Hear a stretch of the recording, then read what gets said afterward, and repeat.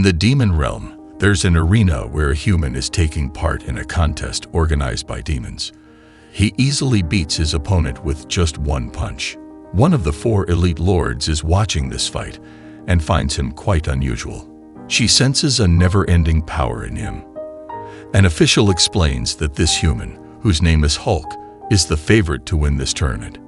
He did really well in the earlier rounds. He's a hero from a faraway land. In the past, he defeated a powerful demon lord named Castlefur. When he did that, the human army took over the demon lord's castle, and they won the battle. People in the human realm were super happy and had a big celebration. They weren't scared of the demon lord anymore. About 3 months later, in the demon realm, they started a tough competition to find someone new to rule because the old demon lord was gone. The elite lord who was watching Helck, Vamirio the Red, was one of the 4 top leaders of the demon empire. Since Azubra was hurt, Vamirio was taking care of things for the tournament. There was another demon named Han, who was helping manage the tournament too. Vamirio asks Han how the tournament is going. Han tells her that the warriors just finished the first rounds yesterday. There are many skilled warriors taking part, so people are hopeful that we'll get a new demon lord who's even better than the late Lord Thor. The barrier around the arena is strong, and they've improved it since the last tournament. To make sure everyone can compete fairly, they've made something called the Deep Green Contract, which has Azodra's secret magic in it. Vamirio is interested and wants to watch some of the preliminary matches herself. Han gives her videos of the qualifying fights. The fighters in this tournament are really good, with an average level of 45, which is a new high for them. With warriors of this level, they might not only take back their realm, but also claim some of the land the humans have. Vamirio notices a guy who seems quite unusual. She senses a mysterious power in him. Han tells her that this man, Helck, is actually the favorite to win the whole tournament. He did really well in the preliminary rounds. Vamirio is surprised to learn that Helck is a hero from the human realm. She's shocked and asks why a human is in the demon tournament. Han explains that the tournament is open to anyone, no matter their race. But there's something special about Helck's goal. Han shows her a video of Helck's incredible victory. In the video, someone asks Helck how he feels, and he says he despises humans and wants to destroy them all. Vamirio doesn't trust his words and thinks he might be planning something bad. Han, on the other hand, isn't worried. He says that everything will be okay because Helck signed the Deep Green Contract. This document makes it so that no one can hurt anyone outside of the fighting ring, no matter how strong they are. Even the great hero Helck doesn't have enough power to break this contract. Nobody can escape the contract's rules until the tournament ends. However, Vamirio is still suspicious. She's convinced that Helck is using the contract to his advantage. Right now, it seems like no one except his opponents in the tournament can challenge him. He'll keep fighting in the tournament, defeating every warrior with the potential to become the Demon Lord, one by one. But Vamilio's wrong. The fight was amazing, and it's hard to believe that Helck genuinely wants to become the Demon Lord. She thinks he must have some secret plan. Even if he were to win the tournament, she doubts the citizens would accept him as their leader. However, the audience is cheering for Helck, calling him a cool hero they love. Vamirio realizes she's made another mistake and gets angry, calling the demons stupid for losing their land to humans. She decides that she'll have to deal with the humans herself. Han mentions again that the contract also stops them from attacking the participants. Vamirio tells him to find someone who can defeat Helck, the hero. The problem is, Helck is incredibly strong with a combat level of 99. It's almost certain that he'll win as the hero. That's why Han said he's the favorite. Vamirio is frustrated and angry.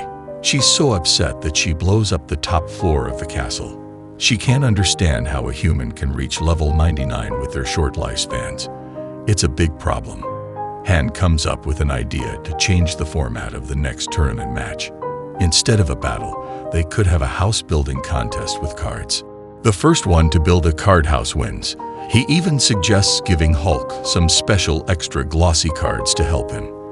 Vamirio admits that it might level the playing field, but it's a tournament to decide the next demon lord, so she worries about how the citizens and participants will react.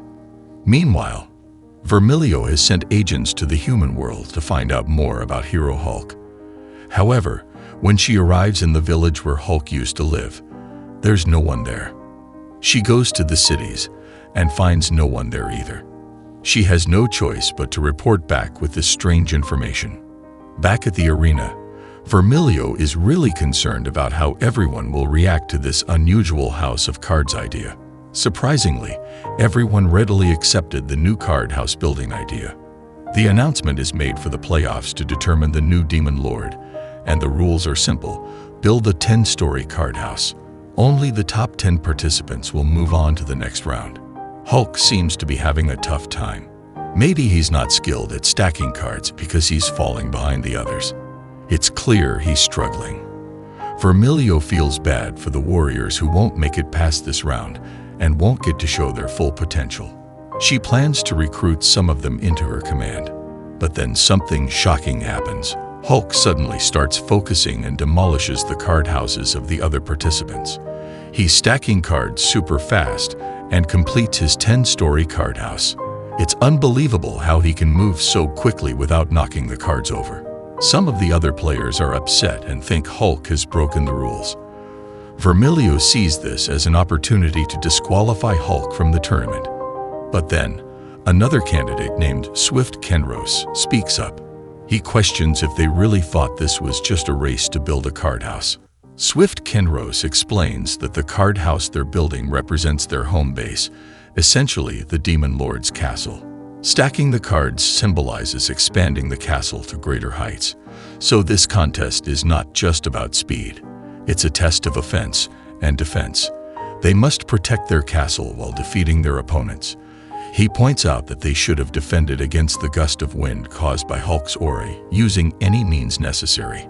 Because if someone can't even finish a simple card castle, they shouldn't have the right to become the demon lord.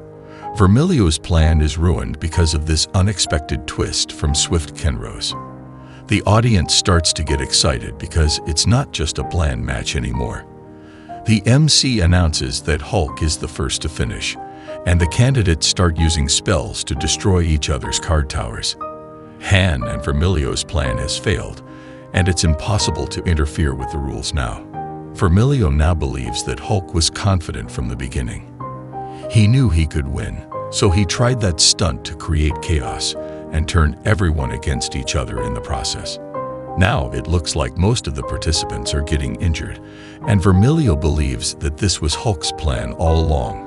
Pawn tries to calm her down, saying it's not good to read too much into things and that it might have been just an accident. But she's so angry that she starts smashing things, and the audience thinks it's just part of the show, like fireworks. Meanwhile, Ista is having a conversation with her sister Astis through coffee cups.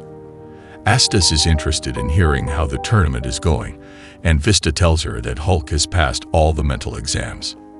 Vamirio is furious and insists on including him in the next match, which is going to be a sculpting contest. She plans to make sure her carving knife is duller than a rusty axe. However, Helck finishes the sculpting match with the highest score possible. Han mentions that the cooking showdown is up next, and he intends to make Helck wear a child-sized apron. Vamirio decides to be one of the judges and vows to give Helck's dish a big fat 0. She'll even wear a disguise so that nobody recognizes her.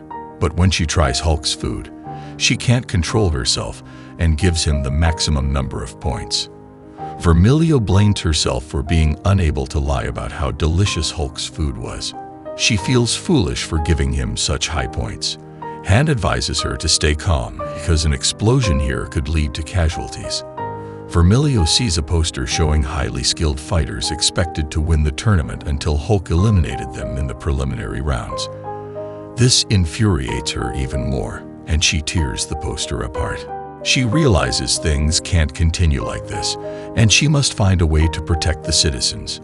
Meanwhile, Ista comes to report information about Helck.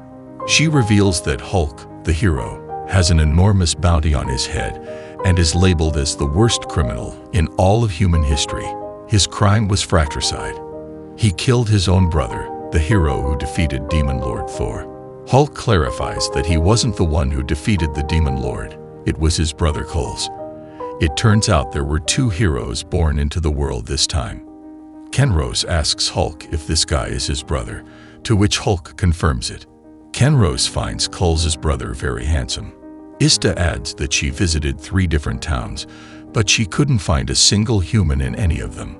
Based on how things were left, it seems like people had been living there normally, until Han rushes into the room and reports that Castle Urum has just fallen. Vamirio is in disbelief. Demon Lord Urum should have had a combat level of 60, which would put him on par with the other elites. She wonders where the humans found warriors strong enough to challenge him. Han explains that these were some unusual knights, white knights with wings, and their strength far exceeded any human warriors they faced before. But according to Ista, there's no record of winged humans. Vamirio worries about the safety of her residents, and Han informs her that Demon Lord Urum sacrificed himself to buy time, allowing most of the soldiers and citizens to escape safely. He must have fought bravely.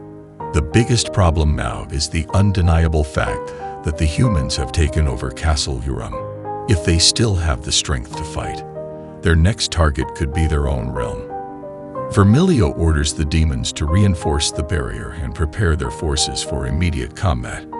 Meanwhile, Halcon and Kenrose are playing rock, paper, scissors. Kenrose didn't feel anything from the attack, thanks to the power of the contract.